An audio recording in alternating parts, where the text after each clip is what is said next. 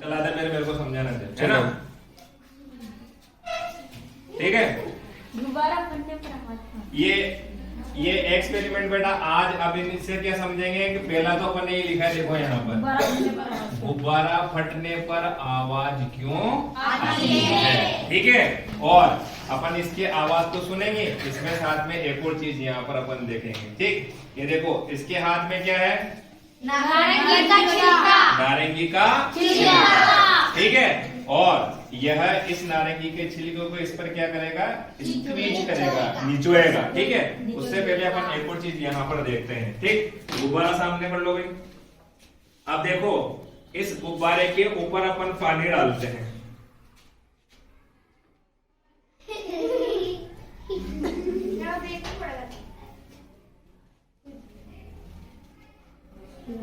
क्या कुछ हो रहा है? नहीं। तो पानी डाला मैंने, लेकिन ये गुब्बारा नहीं फटा। ठीक है, अब यह इस पर क्या करेगा? ये नारंगी का छिलका इस पर क्या करेगा? निचोएगा। और देखना जब यह इस पर निचोएगा तो क्या होएगा? और आपको आवाज आएगी कि नहीं आएगी, है ना? और कितनी जोर से आपको आवाज आएगी? चलो देखना ऊपर से, चलो देखो। अब इसके पीछे का क्या देखेंगे अपन? विज्ञान देखेंगे, है ना? तो ये गुब्बारा क्यों फटा? ये नारंगी का छिलका निचोने पर। तो देखो सबसे पहले हमने क्या देखा? यहाँ पर देखो ये गुब्बारा पहली बात, और इस पर जब ध्यान से देखो बेटा, यह गुब्बारा काय का बना हुआ है? रबड़ का बना हुआ है। और इस पर मैंने क्या डाला? पानी बेटा एक ध्रुवीय विलायक है। क्या है? और देखो रबड़ एक किस मटेरियल से बना है? अध्रुवीय, है ना? जैसे मैंने आपको कहा था ना, आज भी एक प्रश्न सोल्व करवाया था अपन ने, रबड़ के पेड़ से रबड़ प्राप्त करा जाता है। तो यह क्या होता है? एक प्रकार का लेटेक्स। क्या होता है? इस लेटेक्स से रबड़ बनाया जाता है। कहने का मतलब है ध्रुवीय विलायक का मतलब क्या है बेटा? आपने देखा होगा पानी का सूत्र H2O होता है, इसमें प्लस और माइनस। तो देखो नेगेटिव और पॉजिटिव चार्ज है ना इसमें। अब आप बताओ बेटा, अगर आप पानी के अंदर अगर आप ऊपर से नमक डालेंगे तो बताओ घुलेगा कि नहीं घुलेगा? इसका मतलब है नमक एक, ये भी देखो यह पानी में घुलकर देखो प्लस और माइनस आयन दे रहा है। और पानी में तो है ही सही बेटा, देखो आप प्लस और माइनस है कि नहीं है? तो याद रखना समान को घोलता है। एक बात याद रखना मेरी, समान को घोलता है। यानी अगर ध्रुवीय विलायक के पास ध्रुवीय विलायक ले जाओगे तो घुल जाएंगे। क्या नमक पानी में घुल जाएगा? क्या नींबू का रस पानी में घुल जाएगा? क्या शक्कर पानी में घुल जाएगी? तो इसका मतलब है कि समान को घोलता है। लेकिन अगली ही बार मैं क्या करूंगा? अगर मैं इस पानी के अंदर अगर बच्चों में तेल डालूंगा तो क्या होगा? क्या घुलेगा? क्या? इसका मतलब तेल बेटा हो गया अध्रुवीय और पानी क्या है? इसका मतलब है देखो असमान आपस में घुलते नहीं है। देखो एक अध्रुवीय एक ध्रुवीय, क्या घुलेंगे? लेकिन ये दोनों देखो आप, ये भी ध्रुवीय है और ये भी ध्रुवीय है, तो ये घुल गए। लेकिन अब यहीं से अपन इसका देखो कंसेप्ट समझेंगे। तो देखो जैसे ही मैंने रबर एक अध्रुवीय है और पानी एक ध्रुवीय है, तो क्या बोला? ध्रुवीय अध्रुवीय, तो यह रबड़ नहीं घुलेगा। लेकिन अगली ही बार देखो मैंने क्या करा? इस पर मैंने ये छिलका है ना, तो छिलके का रस है ना, और छिलके के रस में एक विशेष प्रकार का रसायन पाया जाता है जिसका क्या नाम है? लिमोनिन। और लिमोनिन एक क्या है बेटा? लिमोनिन एक कार्बनिक पदार्थ है, और कार्बनिक पदार्थ का मतलब यह क्या है? अध्रुवीय। अब देखो रबड़ क्या है? अध्रुवीय। और लिमोनिन क्या है? अध्रुवीय। यानी अब समान समान को क्या करता है? बोलता है। तो जैसे ही आप इसके ऊपर छिलके का रस निचोएंगे तो यह रबड़ क्या होगा? जैसे ही लिमोनिन के कांटेक्ट में आएगा तो यह गुब्बारा क्या होगा? फट जाएगा। इसीलिए देखते हो ना बेटा, तेल सब्जी में तरी आ जाती है ऊपर, लेकिन घुलता तो नहीं है, ठीक है। लेकिन नमक पानी में घुल जाएगा, शक्कर भी पानी में घुल जाएगी, बेकिंग सोडा भी पानी में घुल जाएगा। समझ पा रहे हो ना? यही से एक और चीज देखो, आपने देखा होगा कई बार जब कपड़े पर डामर वगैरह लग जाता है तो केरोसिन से धोते हैं उसको। डामर में ना रोड बनाते हैं, तो रोड पे डालते हैं ना ऐसे ऐसे डामर को, तो उसके छींटे लग जाते हैं। तो बताओ क्या हुआ? साबुन से निकलेगा क्या? साबुन से नहीं निकलता। क्या डालना पड़ता है उस पर? केरोसिन, है ना? तो केरोसिन से वह आसानी से, या फिर आपने देखा होगा वो मिस्त्री वगैरह काम करते हैं, उनके हाथ काले हो जाते हैं तो फिर वो पेट्रोल या केरोसिन लेकर उनको रगड़ते हैं तो वो अच्छे से साफ हो जाते हैं, है ना? साबुन से बहुत दिक्कत आती है, छूटता ही नहीं है। क्यों?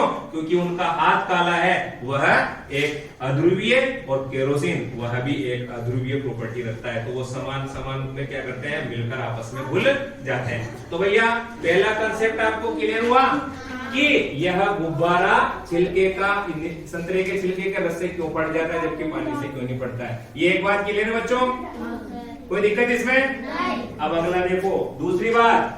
अब यह गुब्बारा फटने पर, देखो एक ही तीर से अपन दो शिकार कर रहे हैं। अपन ने एक यह देख लिया कि गुब्बारे को अपन ने संतरे के छिलके के रस से फोड़ दिया। दूसरा, क्या अभी गुब्बारा फटा था जब सभी को आवाज आई थी? आई थी ना? तो ये आवाज। अब देखो यहां से आपने देखा होगा, जैसे आपने मंदिरों पर ऐसे लाउड स्पीकर देखे होंगे। अब लाउड स्पीकर में मान लिया जाए कोई भी आवाज निकली, आवाज निकल रही है। अब देखो आप तो भैया यहां खड़े हो, अब ये इसका कान है। अब देखो मंदिर कहाँ है? या आप देखो शादी में डीजे बजते हैं, ठीक है? तो डीजे बहुत दूर रहते हैं, लेकिन अगर आप कहीं खेत को हो 1 किलोमीटर दूर भी हो रात में तो वहां पर भी आवाज आती है, ठीक? तो यह आवाज कैसे चलती है? तो ध्यान से देखो बेटा, यहाँ क्या?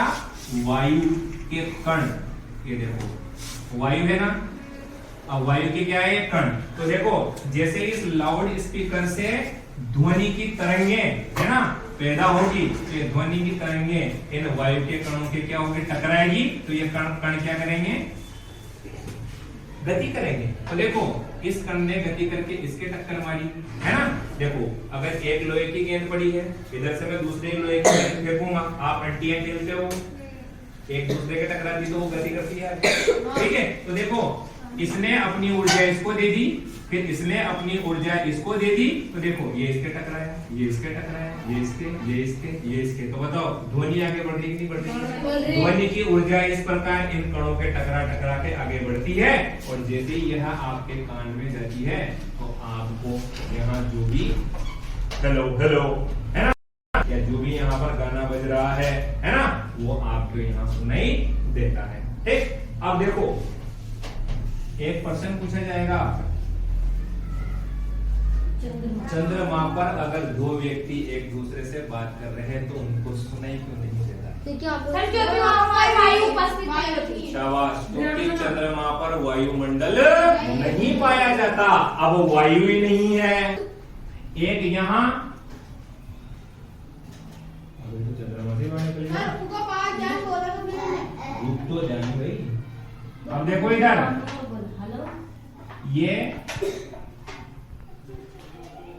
अब ये यहां से जैसे बोला, अबे तो कान में जानी चाहिए ना, मुंह से मुंह में जाएगी क्या आवाज? तो यहाँ से बोलने के बाद आवाज कहाँ जानी चाहिए? इसके कान में। लेकिन ध्यान से देखो बच्चों, अब यहाँ वायु ही नहीं है तो यह आवाज टकराएगी किसके? वायु के कड़ी नहीं है तो वह आवाज आगे ही नहीं बढ़ेगी। ये खूब जोर से चिल्लाए, या आपसे कह दिया जाए कि अगर चंद्रमा पर एक बम फोड़ दिया जाए तो वह बम की आवाज आपको सुनाई देगी कि नहीं देगी? तो इसका सीधा उत्तर क्या है कि चंद्रमा पर वायुमंडल नहीं पाया जाता, इसलिए वहां आवाज सुनाई नहीं देती। हाँ भाई, आप पूछो। देख इसके पास जाकर बोलेगा तो भी देख यहाँ कोई माध्यम नहीं है तो भी नहीं, ठीक है। अब तो उसके कान में ही गुज के बोलेगा, है ना, तो वो एक बात अलग हो जाती है ना। लेकिन अगर इनके बीच में दूरी होगी तो ध्यान रखना ध्वनि को चलने के लिए बेटा कोई ना कोई क्या चाहिए। अगर जैसे बहुत बड़ी लोहे की पटरी हो, जैसे रेल की पटरी या कोई इंगल हो, है ना, अगर तू एक इधर से सुन रहा है और दूसरा इधर से बोल रहा है, ठीक है, अब बोल तो क्या रहा है, ये भी गड़बड़ हो गया। यहाँ पर कोई क्या कर रहा है, यह लोहे की रोड से इस पूरे पटरी को क्या कर रहा है, बजा रहा है, ठीक है। तो यहाँ से जैसे ही ध्यान रखना, आपने क्या करा, प्रहार करा और इसने यहाँ कान लगा रखा। ये पटरी यहाँ से अपने ऑफिस तक इतनी लंबी है, तो जैसे ही मैं यहाँ टच करूंगा तो बताओ तेरी आवाज आएगी कि नहीं आएगी? क्यों आएगी? तो देखो इसको क्या मिल गया, माध्यम। अगर आप पानी के अंदर हो और पानी के अंदर मान लिया गया वहां मैंने घंटी बजाई पानी में, तो आपको सुनाई देगी क्या? नहीं सुनाई देगी। क्या आपने कभी कुएं में स्नान करने गए हो, तो कुएं में स्नान करने के बाद पानी में जाके बोलना था, प्यास वाले को सुनाई देगा कि नहीं देगा? नहीं देता है, तो बिल्कुल गलत। पानी में भी हमें सुनाई देता है। प्रयोग करना, पानी के अंदर कान रखना और वहां लोहे से किसी को पीटना तो आपको आवाज आएगी। और याद रखना पानी में आवाज हवा से भी ज्यादा तेज चलती है, ठीक है। रुको, तो क्या बोला मैंने? अब देखो यहाँ अगर पानी में मैं घंटी बजा रहा हूँ और ये पानी भरा है और यहाँ क्या है सुनने वाले का, तो बताओ यहाँ भी माध्यम मिला पानी है ना। पानी के कण वाइब्रेट करेंगे, वह हिलेंगे डुलेंगे तो यहाँ से आवाज आएगी जाएगी और कान तक पड़ेगी। बोल भाई। बिल्कुल सुनाएगा, है ना। आवाज चाहे समझ में नहीं आए तो बाहर से चिल्लाएगा तो भी पानी में आवाज जाके सुनाई देगी और पानी में घंटी बजाएगा तो भी कान में आवाज जाएगी। अब मैं ऐसा भी नहीं कह रहा है कि तू जैसे वहां बैठ गया सीढ़ियों ऊपर और वहां से कुछ भी बोल रहा है तो वो स्पष्ट सुना जाए, लेकिन क्या कह रहा हूँ कि पानी में भी आवाज क्या होती है, चलती है। क्योंकि देखो यहाँ भी माध्यम मिल गया, यहाँ भी माध्यम मिल गया, यह लोहे की पटरी, और हवा में भी देखो माध्यम है, वायु है ना, ठीक है। तो हवा में क्या है, वायु के कण है, क्या है, वायु के कण, तो उनसे टकराकर यह ध्वनि आगे बढ़ती है। तो आप देखो ये समझ में आ गया आपको चंद्रमा पर आवाज क्यों नहीं सुनाई देती है। आप देखो, हाँ बेटा अपने साथ में ले जाते हैं सिलेंडर। ऐसा आपने देखा होगा पानी के अंदर कोई ड्राइव कर रहा है तो वह अपने साथ में ऑक्सीजन का सिलेंडर रखता है। हाँ वो अपना एक अलग टोपी के वहाँ उड़ने लग जाते हैं। क्यों उड़ने लग जाते हैं? गैस का सिलेंडर में फर्क है। क्यों? सिलेंडर में गैस उमर कर रहे बेटा, उसमें अलग गैस होती है और उसमें ऑक्सीजन होती है, उसमें अलग प्रकार की गैस होती है ना। अगर ऐसा होता तो फिर भाव तो फिर अपने पैसे नहीं लगते, बाकी अलग हो जाते। अब इधर देखो, यहाँ ध्यान से देखना बच्चों, अभी अपन ने यहाँ पर एक गुब्बारा क्या करा, फुलाया। तो देखो आपने इसमें फूंक मारा तो देखो अंदर का दाब बहुत अधिक है ना भैया। हाँ। अंदर का दाब बहुत अधिक है। तो देखो क्या ये रबड़ को प्रसारित कर रहा है कि नहीं कर रहा है? आपने इसमें बलपूर्वक क्या भरी, हवा भरी, है ना, और बलपूर्वक हवा भरने के बाद में इसका रबड़ क्या हो गया, पूरा तनिक हो गया। अब बताओ ये हवा कहाँ आना चाहिए, बाहर। अब देखो बाहर का, ये देखो बाहर का वायु दाब क्या है, लेकिन बैलून के अंदर क्या है, अधिक है, ठीक है।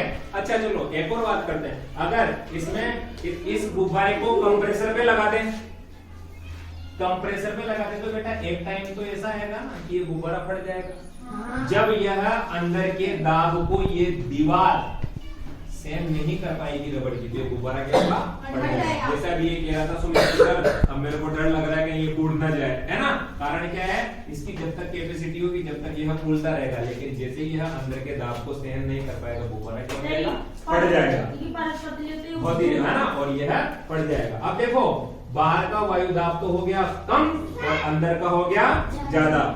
अब देखो ध्यान से, अब क्या करा, अब अपन ये बात नहीं कर रहे हैं कि संतरे के छिलके से ये क्यों फूट गया, वो तो आप जानते हो, है ना। अब जैसे ही यह गुब्बारा फटता है, देखो बेटा, जैसे ये गुब्बारा फटता है तो बेटा अंदर की वायु बहुत तेज गति से कहाँ आती है बच्चों, बाहर आती है। तो बच्चों जैसे ही यह वायु तेज गति से बाहर आती है ना, तो बाहर की वायु को यह क्या करती है, एक शॉक देती है। शॉक का मतलब आघात। अब देखो, पहले तो अपने कान में जो लाउड स्पीकर की आवाज पड़ी तो बेटा ये इन कण की ऊर्जा क्या थी, देखो यह यहाँ से गाना चला, ठीक है, ये देखो डीजे पे तो नाचूं, और ये देखो ये फिर ये मैं भी नाचूं, फिर इसको दे दी, फिर ये भी, है ना, ऐसे आवाज चल रही। तो आप आराम से उसको सुन रहे हो, कोई दिक्कत नहीं है ना। लेकिन देखो ये वायु जैसे एकदम तेजी से बाहर निकलेगी, तेजी से बाहर निकलेगी तो बेटा ये कणों के जैसे टकराएगी। तो जैसे ही यह अंदर से तेज गति से वायु के कण बाहर निकले तो बाहर के कणों पे टकराएंगे, तो इन कणों में एकदम क्या होगा, बहुत तेजी से होगा ना। तो बाहर के कण बहुत तेजी से क्या होंगे, कंपित, तो इनके अंदर ऊर्जा भी क्या होगी, ज्यादा। तो यह एक प्रकार की क्या है, बहुत प्रबल तरंग बनकर बाहर आती है ना, ध्वनि तरंग। अब ये इस तरंग में बहुत ज्यादा क्या होती है, ऊर्जा। तो जब यह बहुत तेज ध्वनि की तरंग अपने कानों तक पहुंचती है तो अपन को क्या आवाज आती है, एकदम बम जैसी आवाज आती है। कान में जितनी तेज ध्वनि तरंगे जाएगी, है ना, जैसे देखो आपने देखा होगा ना वो डीजे है ना, हाँ अब देखो इधर, उसने देखा होगा ना बेटा, वो जैसे ही वहां से आवाज बढ़ाता है आपने देखा होगा वो ठक ठक करने लग जाता है, ऐसे डीजे के सामने खड़ा रहता है, बेस बढ़ाता है ना। तो अब जैसे देखो इसका मतलब वहां से तेजी से क्या होता है, तरंगे निकलने लगती है, ध्वनि को अपने कानों तक पहुंचेगी तो अपन को उतना ही क्या होगा, वह ध्वनि तेज नहीं। अब आपको कहा जाएगा कि भैया सुतली बम और छोटा सा चिरकुट पटाखे को जलाए तो बताओ किसमें तेज आवाज। इसका मतलब जैसे ही यह ब्लास्ट होगा तो इसकी ध्वनि की तरंगे क्या होगी, प्रबल, और इसकी क्या होगी, कमजोर। तो पटाखा फूटेगा पट और जो फूटेगा बूम, ठीक है, क्लियर है बेटा, ठीक है। तो क्यों पटाखे के फूटने पर या बैलून के फूटने पर अपन को आवाज आती है तेज, और यह गुब्बारा संतरे के छिलके को निचोड़ने पर क्यों फट गया। दोनों चीजें याद रहेगी तुम्हें, याद रहेगी। हाँ